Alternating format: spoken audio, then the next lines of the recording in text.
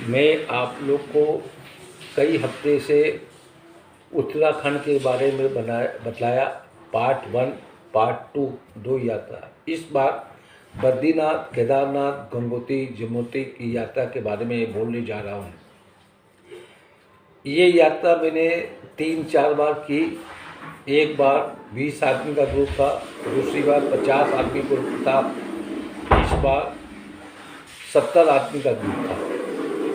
मेरे मित्र सुशील मेमाणे, उनके परिवार वाले इस यात्रा को करवाने के लिए हमसे कई बार सहयोग मांगा, अनुभव मांगा। हम लोग कम से कम 60 आदमी का पारिवारिक यात्रा थी और नौकर चाकर महाराज इसमें मिला के 70 आदमी थे। पिछले कई यात्रा का निष्कर्ष निकालते हुए मैंने अपने मित्र सुशील मेमाणी को अपना अनुभव बतलाया। जैसे कि कोई भी यात्री बड़ी यात्रा में जाता हो, उसको ध्यान रखना चाहिए इस बात का। जो भी टूर ऑपरेटर की बस ले रहे हैं या गाड़ी ले रहे हैं, उसका नंबर अपने परिवार वाले को दे देना चाहिए। टूर ऑपरेटर का मालिक का नाम पता भी दे देना चाहिए। किस रूट से हम लोग जा रहे हैं, उसका पूरा प्रोग्राम अपने परिवार के प्रत्येक व्यक्ति को दे देना चाहिए। हर यात्री के अलग अलग व्यक्तियों को दे देना चाहिए। दूसरी बात कि हम लोग ने 2 बड़ी बस की थी, 2 इनोवा गाड़ी की थी, एक 10 सीट वाली तबेला गाड़ी की थी और साथ में 407 छोटा ट्रक रखा था। ट्रक में राशन पानी, बर्तन, महाराज के सामान, नौकर चालकों के सामान इसमें सब रखा गया हुआ था। तीसरी बात, प्रत्येक पड़ाव में हम लोग जल्दी से जल्दी 5:30 बजे यात्रा कर देते थे। चौथी बात, रात में जितने भी बड़े बड़े सामान होते थे वो बस में चढ़ा दिया जाते थे, क्योंकि सुबह में कूली नहीं मिलते थे। पांचवी बात, हर यात्री को अपने छोटे छोटे बैग में सामान रखवा देते थे। छठी बात, खाना नाश्ता जो भी बनता था वो अलग से ट्रक में रखवा दिया जाता था और जहाँ पर सुविधा मिलती थी वहीं पर खाना कर लिया जाता था।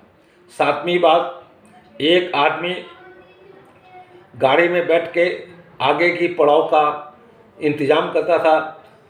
कमरों का व्यवस्था करना, होटल में जिस होटल में रुके हैं, जैसे जैसे यात्री आते गए उनको अलॉटमेंट करते गए। और भी कई प्रकार का हमने ध्यान रखा। पैदल यात्रा जा रहे हैं, घोड़े वाले, पालकी वाले, पिट्ठू वाले, जो व्यक्ति जाता उसको पहले ही रुपया देते और वो लोग उतरने के बाद अपना अपना रुपया दे के अपने पड़ाव में यानी होटल में सहारा लेके आ जाते। ये चीज़ की हम लोग ने। और भी कई चीज़ की यदि याद आएगा तो मैं आपको बतलाऊँगा। सर्वप्रथम हम लोग राजधानी से दिल्ली पहुँचे। बसों की व्यवस्था थी। मैं एक दिन पहले जाके हरिद्वार में सब खाने पीने, राशन पानी की व्यवस्था कर चुका था। मोस्टली पूरा भार मेरे पर था। सुशील जी सिर्फ पैसा खर्चा करते और वो हमने जो बोला उसी प्रकार से आगे की वो व्यवस्था करते थे।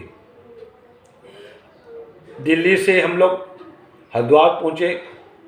यहाँ भूतेश्वर रोड के पास में बांगड़ जी का गेस्ट हाउस है, हम लोग वहाँ पर रुके। हरिद्वार बहुत अच्छी जगह है, गंगा का प्रभाव है। हर की पैरी में नहाना धोना किए। रात को आरती होती है, उसका दर्शन करने का अलग रोमांच पैदा हो जाता है। एक पहाड़ में मनसा देवी है, दूसरी पहाड़ में चंडी देवी है, 10 प्रजापति है, और भी बहुत से छोटे मोटे आश्रम हैं। साधु संतों का यहाँ पर सुबह से भजन कीर्तन, भगवान की गाथाओं का वर्णन होता रहता है। ये हरिद्वार बड़ा रमणीक और सांस्कृतिक हिसाब से देखने लायक चीज़ है। आगे ऋषिकेश गए। ऋषिकेश में परमार्थ निकेतन, स्वर्गाश्रम, गीता भवन, वानप्रस्थ अलग अलग बना हुआ है गंगा के किनारे में। यहाँ पर लोग अपने आराम से शरीर को स्वस्थ रखने के हिसाब से आते हैं। आगे लक्ष्मण झूला भी है, राम झूला भी है। इस प्रकार से हम लोग ने भ्रमण किया हरिद्वार का। छोटे छोटे मंदिर हैं, भारत माता का मंदिर है और हनुमान जी का मंदिर है, और भी कई मंदिर का दर्शन करते हुए हम लोग सुबह नाश्ता पूरा प्रोग्राम बना के बस में हर व्यक्ति के अपने अपने हिसाब से सीट का सुरक्षित कर दिया गया था। सुशील जी गाड़ी लेके पहले चले जाते थे। मंसूरी पहुँचे, बीच में सहस्त्रधारा का दर्शन किया। चारों तरफ पहाड़ और पहाड़ों के बीच में से पतली मोटी कई प्रकार की धाराएं प्रभावित बहती रहती है ऊपर से बगल से। ये भी देखने लायक चीज़ है। यहाँ पर हम लोग के ग्रुप के बहुत से आदमी नहाए और इसमें जल क्रीड़ा किए भी। फिर यहाँ से हम लोग मंसूरी में सुशील जी ने होटल में पहुँच के पहले से व्यवस्था कर लिखी थी। जैसे जैसे यात्री आते थे वैसे वैसे उनको कमरा का अलॉटमेंट कर दिया जाता था। मंसूरी से केम्प्टी फॉल, वहाँ पर एंजॉयमेंट किया गया। यहाँ लाइब्रेरी बाज़ार है, पिक्चर प्लेस है, तो हम लोग लाइब्रेरी बाज़ार के पास में एक आश्रम में रुके थे। वहाँ से फिर हम लोग यमुनोत्री की पहली यात्रा करने के लिए रवाना हुए। बीच में हम लोग वही करते जहाँ पर सीनरी बढ़िया होता, नदी का प्रभाव होता, वहीं पर अपना भोजन का नाश्ता का व्यवस्था करते करते हम लोग यमुनोत्री पहुँचे। यमुनोत्री पहले सैना चट्टी से यात्रा होती थी, बाद में हनुमान चट्टी से यात्रा होती थी। अब मात्र 6 किलोमीटर है, जानकी चट्टी से यात्रा होती है। जानकी चट्टी में हम लोग कुछ आदमी बिरला गेस्ट हाउस में रुके, कुछ काली कमरे वाले के आश्रम में हम लोग रुके। हर व्यक्ति जो जिसको घोड़े में जाना हो, पैदल जाना हो, पालकी में जाना है, पहले से उनके हाथ में रुपया रख दिया गया। आके वो अपना पेमेंट करते हुए अपने अपने कमरे में चले जाएंगे। यमुनोत्री में गर्म कुंड है, खोलता हुआ पानी निकलता है। चावल की पोटली में बना के यहाँ पर सिजाते हैं और उसी का प्रसाद आपस में वितरण करके अपने परिवार वाले को देते हैं। यमुनोत्री की यात्रा होने के बाद हम लोग चले उत्तर काशी। उत्तर काशी में भी हम लोग झवर जी का गेस्ट हाउस में रुके और काली कमनी के आश्रम में भी रुके। कई जगह हम लोग पहले से व्यवस्था सुशील जी कर देते थे, गाड़ी लेके चले जाते थे और जैसे ही पहुंचते सबको कमरे का अलॉटमेंट हो जाता था। यहाँ से हरसिल गांव होते हुए गंगोत्री हम लोग पहुँचे। मॉर्निंग में 5:30 बजे यहाँ से हम लोग रवाना हुए। वहाँ पहुँचने के बाद प्रथम हम लोग ने गंगोत्री का स्नान किया। छोटे छोटे बड़े बड़े बीच में बहुत पत्थर थे। पहले से हम लोग ने कुछ बाल्टी और कुछ बर्तन ले लिए थे, हर व्यक्ति को देते गए। वो अपने उसको लेके नहाए, क्योंकि घुटने के नीचे पानी है, डुबकी लगाने से संभावना बन नहीं रहती है चट्टान से चोट लग जाए, माथा में भिड़ जाए, इस प्रकार की संभावना बनी रहती है। एक किनारे में गंगोत्री पहाड़, चारों तरफ बर्फ ही बर्फ नज़र आ रहा था। ये गंगोत्री से आगे एक रास्ता है गोमुख, बहुत से यात्री गोमुख भी जाते हैं। साधु संत ऋषि मुनि वहाँ पर तप करते हैं। फिर हम लोग वापस उत्तर काशी में आए। उत्तर काशी के बाद हम लोग अब केदारनाथ के लिए रवाना हुए। केदारनाथ में वही हम लोग का इंतज़ाम होता था। सुबह 5:30 बजे निकल जाते थे। रात को सब सामान, बड़े बड़े सामान बसों में चढ़ा दिए जाते थे। खाने पीने का सामान वो ट्रक में चल जाता था। नौकर चाकर महाराज 10 सीट वाले गाड़ी में बैठते थे। ये हम लोग का इंतज़ाम हर पड़ाव में होता रहता। गुप्त काशी पार होने के बाद गौरीकुंड पहुँचे। यहाँ पर पार्वती जी ने स्नान किया था। गर्म कुंड का पानी है और ठंडा कुंड का भी पानी है।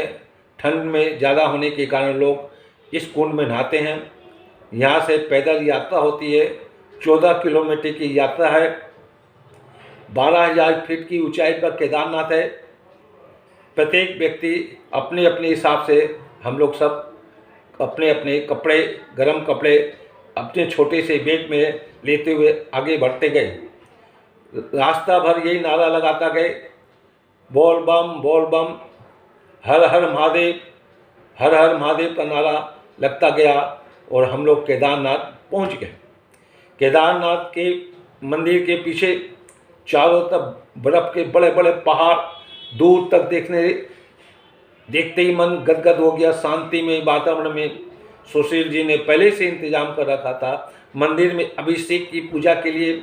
इसमें हम लोग ने 4 ग्रुप बनाया, 8 आदमी का, 12 आदमी का, 20 आदमी का। जैसे जैसे जिसका परिवार था उसी परिवार के हिसाब से उनको सामूहिक पूजा करवा दिया गया, अभिषेक किया गया। यहाँ पर विशेषकर लिंग नहीं है, पीठ का भाग है। कहते हैं पांडव लोग जब यहाँ पर आए शंकर भगवान को खोजने के लिए, शंकर भगवान भैंस का रूप धारण कर लिए थे।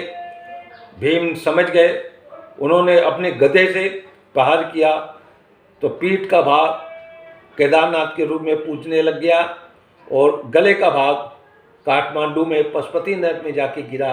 वहाँ पर पशुपतिनाथ में पूजा होने लगी। ऐसे ही हमारे हिंदू लोगों की मान्यता है और विश्वास और श्रद्धा है। यहाँ मुफ्त घी से शंकर भगवान की पीठ को खूब रगड़ा जाता है, घी से ही नहवाया जाता है। हम लोग ने अभिषेक पूजा पाठ किया। उसके बाद हम लोग वापस आ गए। वापस आने के बाद फिर अपने अपने नीचे उतरे। रास्ते में हम लोग काली मंदिर, काली पीठ, उसका दर्शन किए। वैसे यहाँ पर पंच केदार है। पंच केदार का मतलब तुंगनाथ, तिजोरीनाथ, गोपेश्वर, मदमहेश और ऊटीकंठ, इसको मिला के पंच केदार है। ये भी यात्रा हम लोग ने इसमें संपूर्ण कराई। तुंगनाथ में शंकर भगवान का लिंग है। तिजोरी नारायण में शिव पार्वती का विवाह हुआ था। यहाँ पर हवन कुंड के माफिक ज्योति जलाई जाती है और वो 12 महीना जलती रहती है, ऐसे वहाँ के लोगों ने बतलाया। ऊटीकंठ में हम लोग दर्शन किए, गोपेश्वर में भी दर्शन किए। फिर हम लोग अब बद्रीनाथ के लिए रवाना हो गए। बद्रीनाथ जोशीमठ, यहाँ पर कुछ देर रुकना पड़ा हम लोग को। फिर हम लोग बद्रीनाथ पहुँचने पर व्यवस्था उसी प्रकार से सब की गई थी। काली कंपनी वालों के हलवासिया गेस्ट हाउस में हम लोग रुके। सुबह का 5 बजे का अभिषेक की पर्ची दी गई। वही ग्रुप बना के अलग अलग ग्रुप को अलग अलग पर्ची दे दी गई। सुबह में बद्री विशाल का अभिषेक का दर्शन हुआ। जल, दूध, घी, मक्खन और शहद, इसका पात्र में अलग अलग पात्र में से अलग अलग भगवान के पर चढ़ाया जा रहा था और बार बार उसकी पोष के अभिषेक की पूजा हम लोग ने की। चंदन का लेप लगाया गया, भगवान के वस्त्रों को पहनाया गया, आरती हुई। इस प्रकार का दर्शन हम लोग ने किया। बहुत से लोग क्या करते हैं, बगल में लक्ष्मी जी का मंदिर है, उसका भी दर्शन कर लेना चाहिए। बगल में जो महंत हैं उनके पास से हम लोग जाके भगवान विष्णु का वस्त्र भी लिए थे। कोई दुपट्टा लिया था, कोई उनका कमरबंद लिया था, किसी ने चादर लिया था। जो श्रृंगारित वस्त्र होते हैं वो इस प्रकार से हम लोग ने उन मंडलेश्वर मठ वाले जो थे, जो जिनके अधिकार में बद्री विशाल की पूजा होती है, उनसे हम लोग ने अलग अलग रूप में अलग लिया। बद्रीनाथ का दर्शन करने के बाद हम लोग नीचे की ओर रवाना हुए। रवाना होने के बाद अलकनंदा बहती हुई, एक चीज़ मैं भूल गया, वो मैं बता रहा हूँ आपको। बद्रीनाथ से आगे माना गांव होता है। माना गांव के आगे 20 किलोमीटर 30 किलोमीटर के ऊपर तिब्बत का बॉर्डर है। तिब्बत के बॉर्डर के बाद चाइना का बॉर्डर है। ये लास्ट माना गांव है। इसके आगे कोई गांव नहीं है, कोई रास्ता नहीं है, पगडंडी है। लोग पैदल जाते हैं या खच्चर के या घोड़े के द्वारा आगे की यात्रा करते हैं। इस यात्रा में एक चीज़ और हमने आपको बोलना चाहता हूँ। सोनागिरी पांडव लोग जब स्वर्ग के लिए यात्रा पर निकले थे तो इसी रास्ता से गए थे। जो मैं आधी दूर तक गया हूँ, उसके आगे मैं जाने नहीं पाया क्योंकि मेरी तबीयत खराब हो गई थी। मैं आधे रास्ता से लौट के आ गया था। ये बात 1999 की साल की बात है। हम लोग 3-4 दोस्त मिलके सोनगा आश्रम को हम लोग पार करने की कोशिश की, लेकिन बीच में हम लोग लौट के आ गए। जो भी हो, ये यात्रा बहुत अच्छी होती है, बहुत रोमांच और प्राकृतिक सौंदर्य से भरा हुआ है। हिंदू सनातन धर्म के लोग मानने वाले विशेषकर जब तक बद्रीनाथ, केदारनाथ, गंगोत्री, यमुनोत्री की यात्रा नहीं कर लेते हैं, उनके मन में ये अफसोस रहता है कि हमने ये यात्रा क्यों नहीं की। और जिस लोगों ने यात्रा की, उनके मन में ये आ जाता है कि मैंने बहुत भगवान की बहुत बड़ी कृपा से ये यात्रा की। बद्रीनाथ उतरने के बाद रास्ते में अलकनंदा बहती है। जगह जगह पड़ाव है। कर्णप्रयाग, ननप्रयाग, स्वर्णप्रयाग, रूपप्रयाग, देवप्रयाग, हर प्रयाग में हम लोग रुकते हुए वहाँ पर पूजा पाठ अर्चन करते हुए हम लोग ऋषिकेश आ गए।